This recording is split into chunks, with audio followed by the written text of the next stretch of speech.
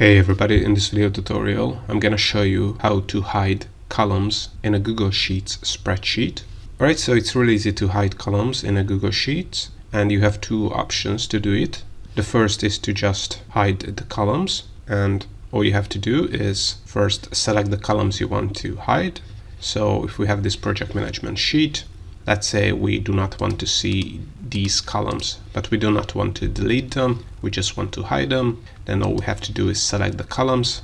I've just pressed down Shift so I can select multiple columns, and then you can right click on the column and you're gonna see hide columns EF. And if we click on that, as you can see, the columns have been hidden.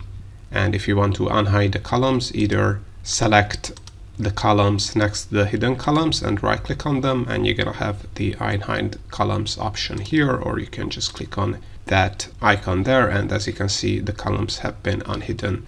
The second option you have is to group the columns, so you can select the columns again and right click on the selected columns, go to view more column actions, and you're gonna be able to click on group columns EF.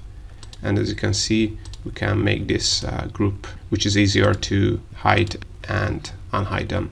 So now these are the two ways how you can hide columns in a Google Sheets spreadsheet.